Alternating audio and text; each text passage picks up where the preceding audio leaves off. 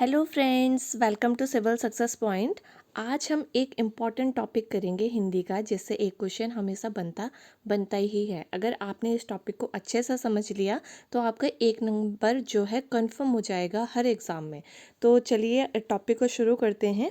तो हम इसमें पढ़ेंगे, देखिए आपको पता होगा रचना के आधार पर शब्द के कितने प्रकार होते हैं। तो शब्द के 3 प्रकार होते हैं। किसके आधार पर? रचना के आधार पर। तो वो होते हैं रूढ़, यौगिक और योग रूढ़। ये 3 जो हैं शब्द के प्रकार हैं रचना के आधार पर। ठीक है, पहली बात तो सबसे पहला क्वेश्चन कि रचना के आधार पर शब्द के कितने प्रकार होते हैं। तो 3 प्रकार होते हैं, रूढ़, यौगिक और योग रूढ़। ठीक है, अब हमको यही समझना है कि रूढ़ शब्द क्या होते हैं, यौगिक शब्द क्या होते हैं और योग रूढ़ शब्द क्या होते हैं। क्योंकि आपको एक शब्द दे दिया जाएगा और आपसे ऑप्शन में पूछा जाएगा कि ये रूढ़ है, यौगिक है या योग रूढ़ है। तो आप इनमें जो है कंफ्यूज हो जाते हो कि कोई भी रेंडमली आपको एक शब्द दे दिया जाता है। ठीक है, शब्द तो अनगिनत हैं, आप शब्द को याद नहीं कर सकते कि कौन से रूढ़ हैं, कौन से यौगिक हैं, कौन से योग रूढ़ हैं।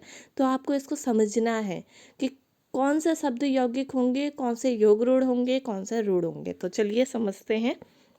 ठीक है, देखिए रूढ़ शब्द कौन से होते हैं। रूढ़ शब्द होते हैं जिन शब्दों के सार्थक खंड ना हो सके और जो अन्य शब्द के मेल से ना बने हो, उन्हें रूढ़ शब्द कहते हैं। यानी कि वो शब्द जिनके खंड नहीं हो पाते, यानी कि जो 2 भागों में नहीं टूट पाते, अगर हम उनको तोड़ेंगे तो उनका कोई सार्थक शब्द नहीं आएगा। जैसे कि चावल, चावल को तोड़कर देखिए, चा धन वल, कुछ चा का अर्थ है या वल का अर्थ है, नहीं है ना। तो जब अर्थ ना आए, खंड करने पर अर्थ ना आए, तो वो होते हैं रूढ़ शब्द।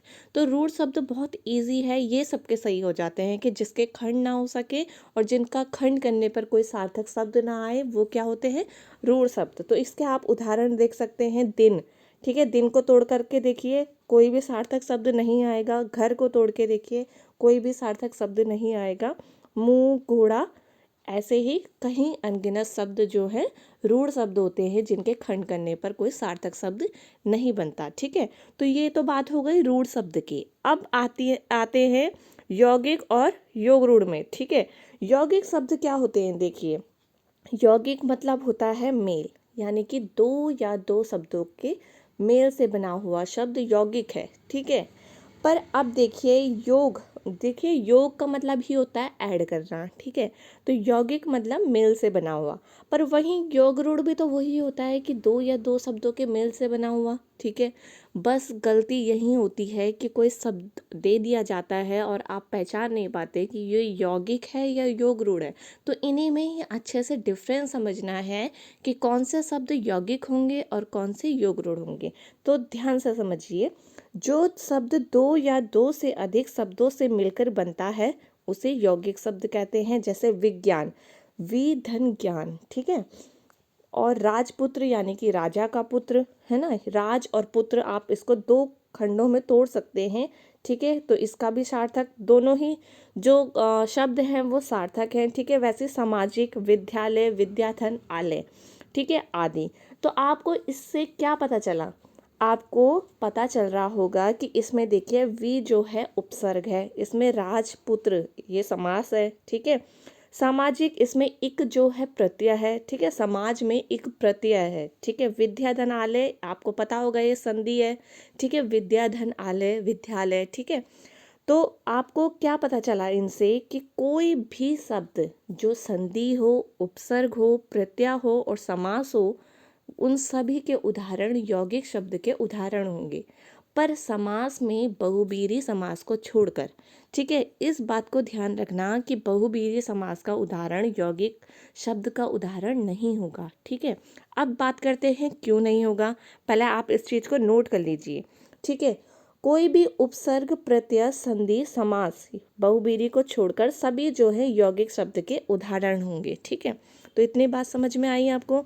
अब बात करते हैं योग रूढ़। योग रूढ़ शब्द क्या होते हैं? ठीक है, वे शब्द जो यौगिक तो होते हैं, यौगिक मैंने अभी बताया यौगिक क्या होते हैं, जो 2 या 2 शब्दों के मेल से बने होते हैं, परंतु जिनका अर्थ सामान्य ना होकर विशेष अर्थ हो जाता है, वह शब्द योग रूढ़ कहलाते हैं। यानी कि अब आप देखिए, पीताम्बर, पीताम्बर मतलब पीले जिसके वस्त्र हैं, यानी कि किसको इंडिकेट करता है, किसको संकेत करता है ये शब्द? कृष्ण को।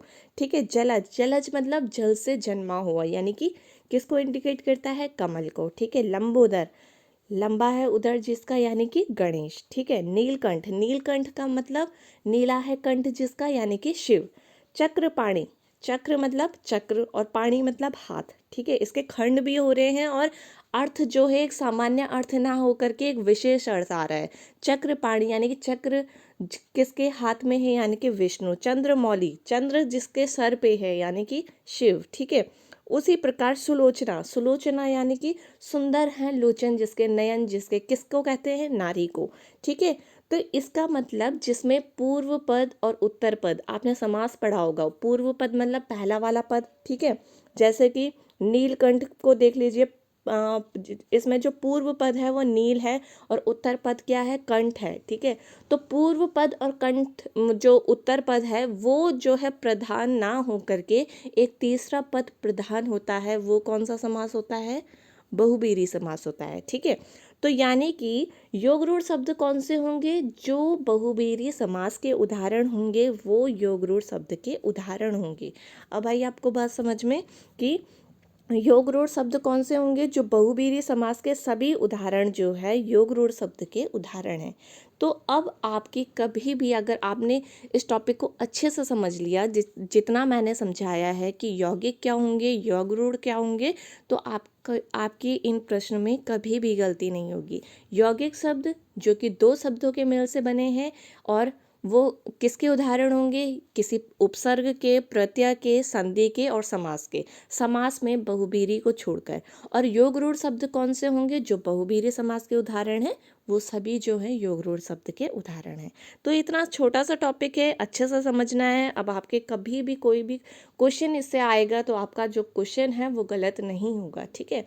तो ऐसे ही नेक्स्ट टॉपिक में मिलेंगे।